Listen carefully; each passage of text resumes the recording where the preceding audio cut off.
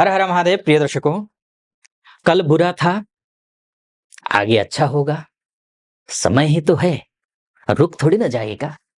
बात करेंगे मकर राशि की और जनवरी 2025 कैसा रहने वाला है, इसी विषय पर चर्चा करेंगे। और वीडियो नक्षत्र आधारित ज्योतिष गणना के अनुरूप बना रहा हूं।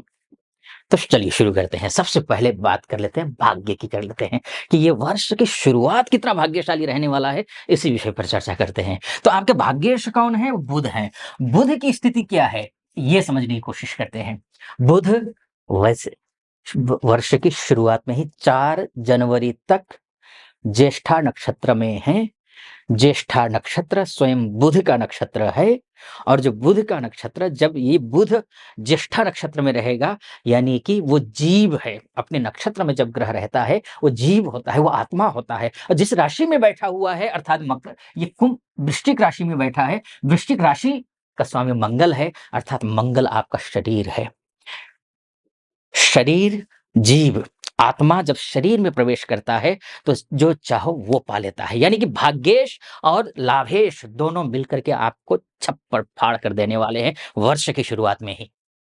तो ये भाग्य साथ दे रहा है। जिस किसी भी क्षेत्र से जुड़े हुए हैं आप, जहां कहीं भी रहते हो आप, जिस किसी भी उम्र के हो, महिला हो, पुरुष हो, बालक हो, वृद्ध हो, युवा हो, प्रौढ़ हो, आपको मिल रहा है, सफलता मिल रही है वर्ष की शुरुआत में ही। लेकिन 4 तारीख तक रहेंगे, कम समय अवधि के लिए है। जुट जाना है, लग जाना है। कल आज के काम को कल पे नहीं छोड़ना है, बस लगे रहना है, तटस्थ नहीं रहना है या फिर डीले नहीं करना है काम को।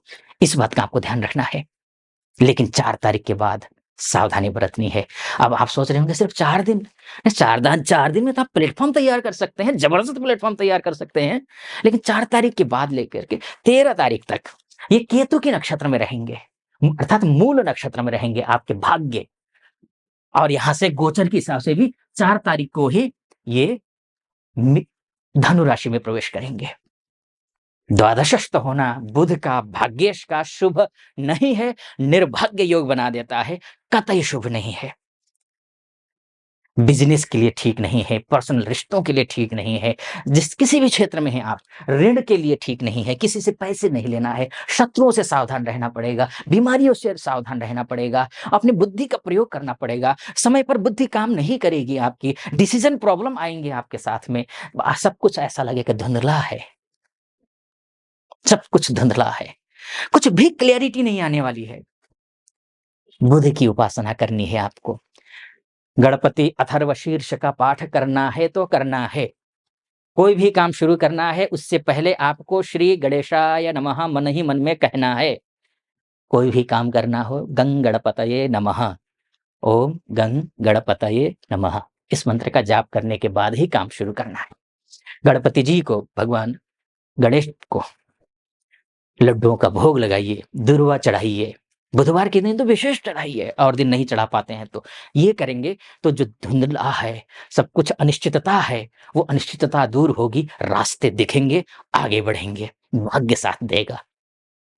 नौकरी करनी हो, प्रमोशन मिलेगा, इंटरव्यू क्लियर करेंगे, इंटरव्यू कॉल आएंगी। ये सब कुछ होता हुआ दिखाई दे रहा है यहां आने से। ये 23 तारीख तक है। 23 तारीख के बाद फिर पूर्व भाद्रपदा, उत्तर पूर्वाषाढ़, उत्तराषाढ़ नक्षत्र में रहेंगे। अच्छा है, बढ़िया है, कोई दिक्कत नहीं है, आपका बढ़िया है। ठीक, अब आगे बढ़ूं। ये बुध के माध्यम से मैंने बताने की कोशिश की आपको, बुध के इस नक्षत्र में जाने पर ये होगा। लेकिन 24 तारीख के बाद एक बात ध्यान रखिएगा, बुध ग्रह गोचर के हिसाब से 24 तारीख को मकर राशि में आ जाएंगे, अर्थात आपकी ही राशि में आएंगे। यहां से लक्ष्मी नामक राजयोग बनाएंगे। तो 10 उंगलियां घी में, निश्चिंत रहें आप। ठीक, बस मेहनत करनी है, खूब मेहनत करनी है, मेहनत करने में पीछे नहीं हटना है। आज के काम को कल पर नहीं टालना है, बुद्धि का प्रयोग करना है। जितना बुद्धि का प्रयोग कर सकते हैं वो करिए। ठीक, यहां तक पहुंचे हैं आप, सटीक लग रहा हो आपको, ऑथेंटिक लग रहा है, तो चैनल को सब्सक्राइब, लाइक, और महादेव का भक्त हूं, कृपा आप पर भी बनी रहे, ऐसी मेरी कामना। हर हर महादेव 5 बार, 11 बार, 21 बार, जो भी श्रद्धा बने कमेंट बॉक्स में लिख दीजिएगा। और वार्षिक राशिफल 2025 कैसा रहने वाला है आपके लिए, अर्थात मकर राशि वालों के लिए जानना चाहते हैं तो नीचे डिस्क्रिप्शन में लिंक है, मकर राशि वार्षिक राशिफल 2025 क्लिक कीजिए, देख लीजिए, ऑथेंटिक है, अच्छा लगेगा आपको। आइए वापस विषय पर आता हूँ।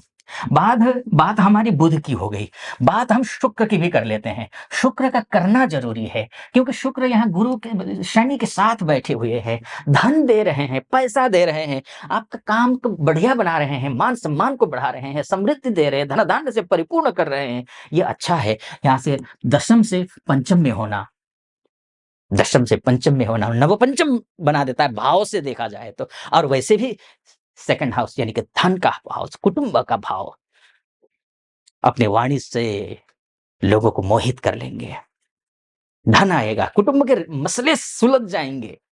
ये सारी चीजें यहाँ होती हुई दिखाई दे रही है, और ये 28 जनवरी तक है। 28 जनवरी के बाद यहाँ आ जाएंगे, उच्च के हो जाएंगे, फिर तो कहना ही क्या। आपने देखा होगा ना उसमें कि ये क्या क्या होकर रहेगा, होकर तो यही रहने वाला है ना। आपने थंबनेल में देखा होगा ना, ये होकर रहेगा, यही होगा, भाग्योदय होगा, अच्छा होगा, शुभ होगा। मेहनत करने की जरूरत है, बुद्धि का प्रयोग करने की जरूरत है। शुक्र के माध्यम से भी अच्छा है, लेकिन ये 2 नक्षत्रों में गोचर करेंगे। पहले ये शतभिषा नक्षत्र में गोचर करेंगे 17 तारीख तक, जनवरी तक। शतभिषा नक्षत्र किसका नक्षत्र है? राहु का नक्षत्र है। राहु के नक्षत्र में जब गोचर करेंगे, राहु तृतीयस्थ राहु हैं, आपके कॉन्फिडेंस लेवल को बढ़ाएंगे, कॉन्फिडेंस लेवल को बढ़ाएंगे ये, आपके लटके अटके भटके हुए कार्यों को बनाएंगे ये सारे ये होगा, देखिएगा। ठीक, ये यहां पर आने के बाद, लेकिन 17 तारीख के बाद की स्थिति क्या है?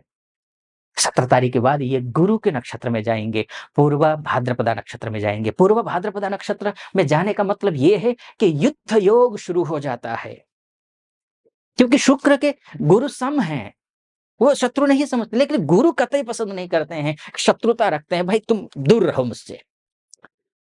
शत्रु प्लस सम बराबर शत्रु, सिद्धांत शास्त्रों का। तो क्या होगा? युद्ध योग। लोग जबरदस्ती आकर भिड़ना शुरू करेंगे, लड़ना नहीं।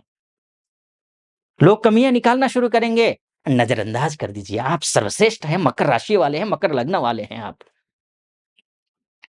खुद पर विश्वास रखना, लेकिन काम बनेंगे कैसे? खुद पर विश्वास रखेंगे तो काम बनेंगे। कौन कौन से काम बनेंगे, आइए इसको समझते हैं।